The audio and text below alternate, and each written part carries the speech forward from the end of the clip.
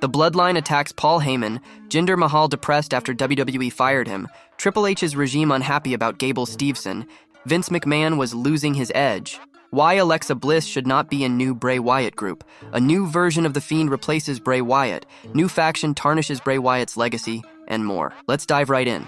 Jinder Mahal depressed after WWE fired him. Former WWE superstar Jinder Mahal has reacted to a fan's claim that he looked depressed following his release from the Stamford-based promotion. For those unaware, Mahal no longer works for the global wrestling juggernaut. The modern-day Maharaja was recently let go by WWE, and his 8-year run finally came to an end. Mahal's second stint in the Stamford-based promotion was an incredibly successful one, as he became the 50th recognized WWE champion and the first of Indian descent in 2017. He defeated Randy Orton to become the top champion and make history in the process. Besides his WWE championship reign, Mahal was mostly used as a mid-card act. On Jinder Mahal's new Instagram post, one fan wrote that he looked depressed. The modern-day Maharaja noticed the comment and responded to it. Shortly after being released from WWE, Jinder Mahal posted a video on his social media handles. Here's an excerpt from his message in which he talked about his future after his release from the Stamford-based promotion. But what's next? What's next for the Maharaja?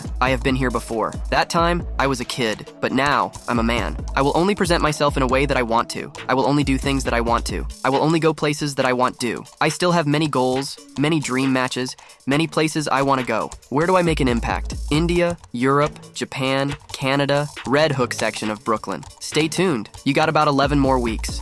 Triple H's regime unhappy about Gable Steveson. After becoming an Olympic gold medalist, Steveson signed a contract with World Wrestling Entertainment in September 2021. Following the 2021 draft, he was drafted to Monday Night Raw. However, in 2023, the 23-year-old star was quietly moved to the company's developmental brand, NXT, where his last televised match was in July 2023. According to the latest report by Dave Meltzer of the Wrestling Observer Radio, Gable Steveson was recently released from his WWE contract. During a recent edition of Ryback TV, the former Intercontinental Champion said that he was shocked to know about Steveson's release and compared him to Hall of Famer Kurt Angle, who was also an Olympic gold medalist before joining the Stamford-based company. I just saw that this morning on X that Gable Steveson, was part of that WWE release. That was shocking, but you know the development. He's been in the system a minute now, and I don't know. He wasn't on TV, and I think obviously, I think it goes to show you just what a freak of nature Kurt Angle was to make it, he said. Ryback added that he believed the Stamford-based promotion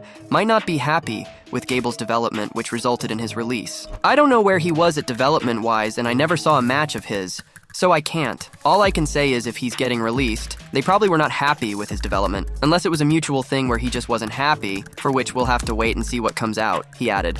Drew McIntyre losing it after CM Punk's disrespect. Last week, McIntyre fell prey to the mind games of CM Punk, who invited him up to the high stands in the arena, only to find Punk in the ring when he reached the suite. While Punk cut a scathing promo hitting out at McIntyre, all the Scotsman was left with was an autographed photo of the best in the world. This week on Raw, Punk arrived about 3 seconds after McIntyre's departure from the arena and even waited for him to show up, which he didn't do. After Drew McIntyre presumably saw what happened, he posted a video on X Twitter burning the autographed photo he had last week. This is turning out to be a generational feud, with the two men hardly even touching each other. The only time things got physical was at WrestleMania 40 when McIntyre rubbed salt in the wounds of CM Punk on commentary, only to get taken out. This, as you know, was the direct reason why Damian Priest was able to successfully cash in his MITB contract and become World Heavyweight Champion. In a backstage interview with Jackie Redmond, Punk said that the rivalry ends with Drew McIntyre's face being broken. The Second City Saint is out to prove a point.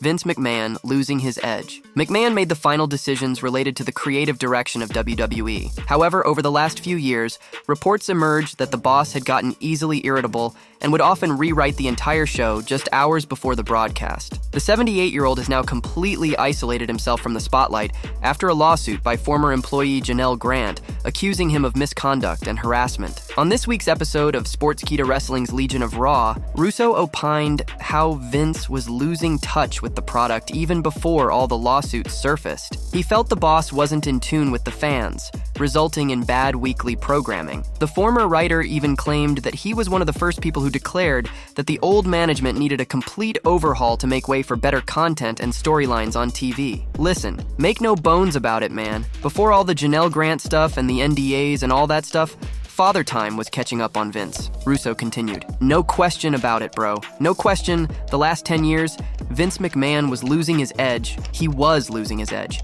He was really getting out of touch. He just wasn't with the times.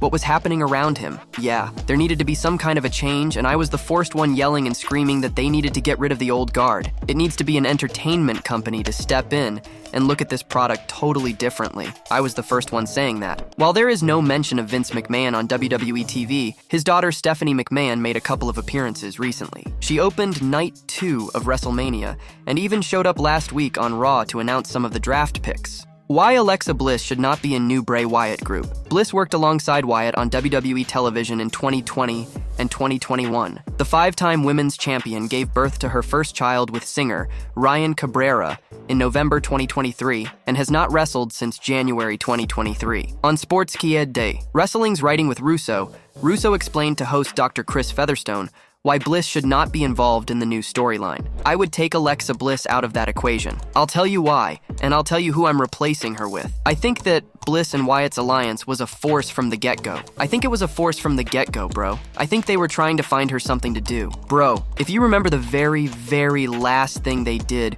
with Bray and Alexa Bliss, it was terrible. It was terrible. I think that is a force. I really do believe that's a force. Vince Russo added that Bray Wyatt's brother, Bo Dallas, should be the focus of the stable instead of Alexa Bliss. I think it can only be one person, bro, and I think it's Bo Dallas, and I think Bo is channeling Bray, and more Bo becomes Bray. See, bro, because you can buy that. You know why? Because if I'm a viewer at home, I'm not gonna get offended.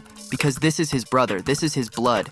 It's not like we're trying to put a new wrestler in that. Bo Dallas debuted the Uncle Howdy persona alongside Wyatt before his brother's unexpected passing. For that reason, Vince Russo thinks it is only right that Dallas is involved in the faction. It's almost like you get a little bit of a pass and a cushion because it's actually his brother. If it were somebody totally new, let's face it, man, nobody is gonna replace Bray Wyatt on this planet, not even come close. But if they did a creative storyline that way, and if they did it right, I think it could be really interesting. But the part that's always up in the air, Chris, is, are they gonna do it right? According to a new report from PW Insider, Dallas is one of 5 names set to be included in the new stable.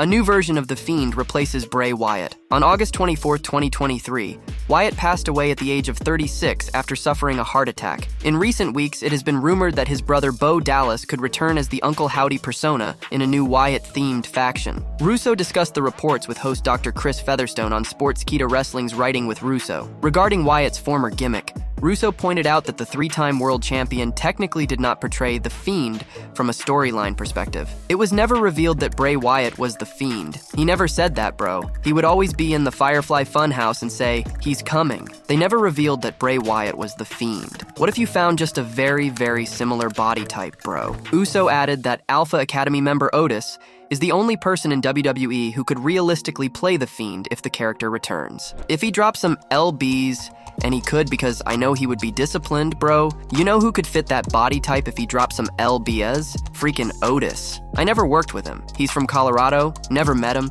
but he gets it, bro. I've seen him do character work.